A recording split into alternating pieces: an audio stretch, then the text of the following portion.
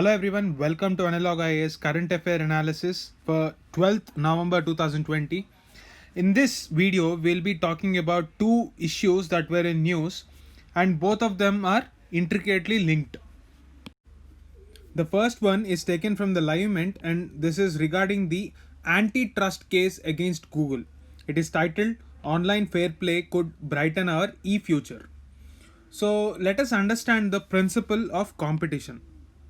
Let me explain this principle of competition with an example. What happens when you have a monopoly? When you have only one option when you want to buy some goods. Let us take the example of pre-LPG era.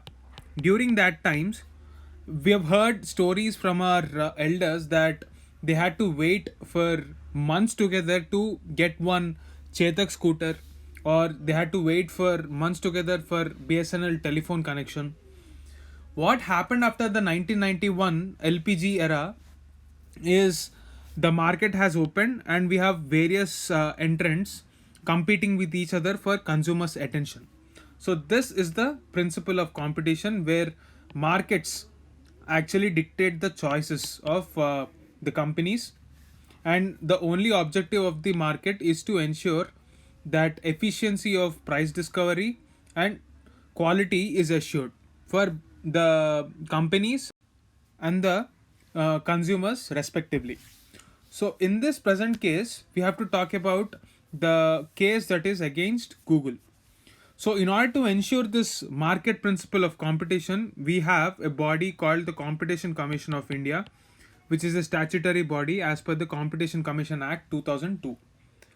So in 2018 itself, there was a case against Google alleging into allegations against dominant position that Google has in the market to unfairly promote its mobile payments app called Google Pay in the country. Now, what is this dominant position? So, for example, take the case of Android applications.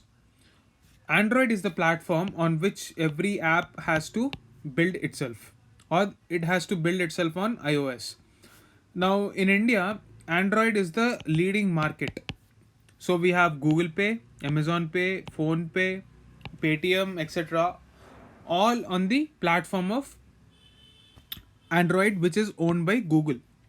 So, Google has come up with its own mobile payments app called Google Pay.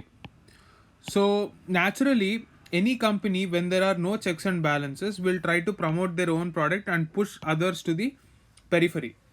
So, this is the allegation made by market leaders and market players that Google is abusing its market position as a owner of the Android platform to unfairly promote its mobile payments. So the complaint alleges that the US tech giant is prominently showing Google Pay inside the Android platform or the Android App Store, giving it an undue advantage over other competitors. Antitrust law, also referred to as competition law, aims to protect trade and commerce from unfair restraints. So, if you take the example of Google, you also know that various hardware makers or smartphone makers have to rely upon Google's platform of Android. So there is an allegation that Google is making up certain plans in such a way that these smartphone makers are forced to pre-install Google Pay app as a part of their Android platform. It also has other allegations like forcing the software makers in such a way that the payment and billing mechanisms are exclusively constrained within the Android ecosystem. This is what happens when monopolies go unrestricted. So, the worst fear of capitalism is this crony capitalism wherein monopolies dictate the choices that consumers make. This will force them to not consider other choices because there will be very few advantages that other choices can actually evolve into, even when there is a possibility of a bigger innovation in the ecosystem. These monopolies will restrict that innovation to a small platform or it will not let them grow. So this is what happens when monopolies actually take over, which is against the principle of competition. One of the antidote that is being considered for this sort of problems is encoding software with certain compliance loops. This requires technical expertise, and the very fact that the Competition Commission of India is taking up these cases, because in fact this is not the first case against Google. This is the third such antitrust case. So this shows that the impact of digital technologies on the lives of people going forward will be going to be very huge. We are talking about a industrial revolution 4.0, where a majority of the money would be coming from these technologies which comprises of data, and Google has a huge head start when we are talking about IR 4.0. So in that context, this is a welcome step. The second article for the day is taken from the Financial Express and it is titled Closing the Digital Divide. We have seen that COVID-19 has actually highlighted the India's great digital divide, wherein one section of the society is comfortably working from home, and the other section of the society which do not have access to electricity and internet is facing a huge trouble because of the absence on web space. Because of the absence of their web space, their businesses have actually shut down, and the quality of income that is coming into these businesses has drastically fallen down. So what are the various facets of digital divide in India? But before answering that question, we have to exactly define what comprises of digital divide. So anything, when we're talking about divide, it is simply uneven distribution. So in this case, we're talking about internet's uneven distribution. So uneven distribution in the access, impact of information, communication technologies between any number of distinct groups is called digital divide. So what are the implications of this digital divide? Say for example, if you're talking about the political agenda or the political sphere of talks in the age of social media, political empowerment and mobilization are difficult without digital connectivity. So that will lead to political exclusion. When we're talking about governance, transparency and accountability are dependent on digital connectivity, and digital divide affects e-governance initiatives negatively. Third impact is with respect to social relations. Internet penetration is associated with greater social progress of a nation. Thus, digital divide in a way hinders the social progress of a country. Especially when we're talking about the rural India, it is suffering from information poverty. What do you mean by this information poverty?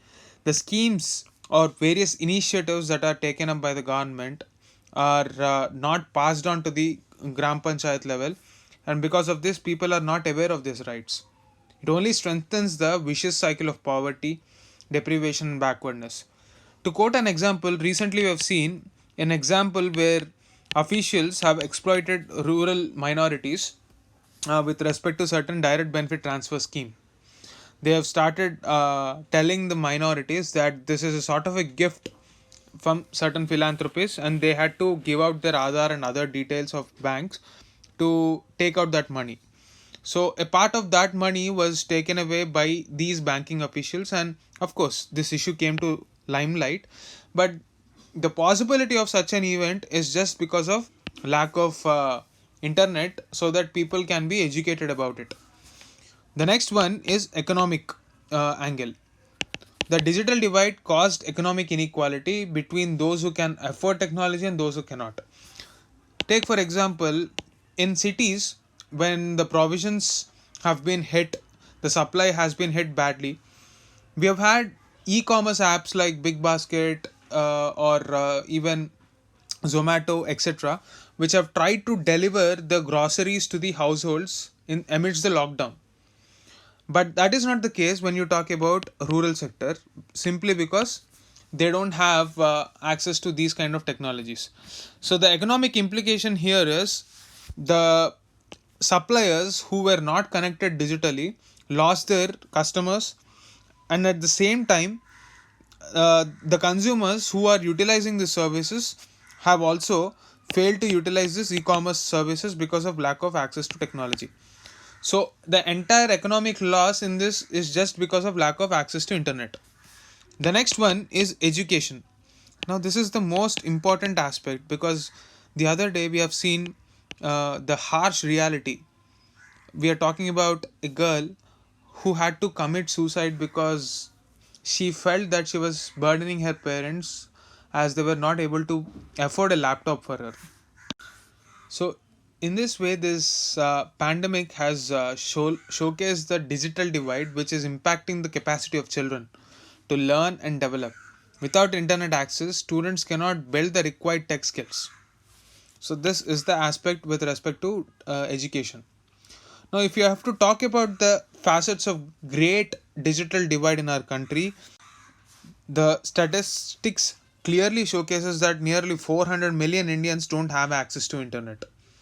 So the digital divide is impacting the capacity of every walk of life, especially education, and the trend is evident everywhere.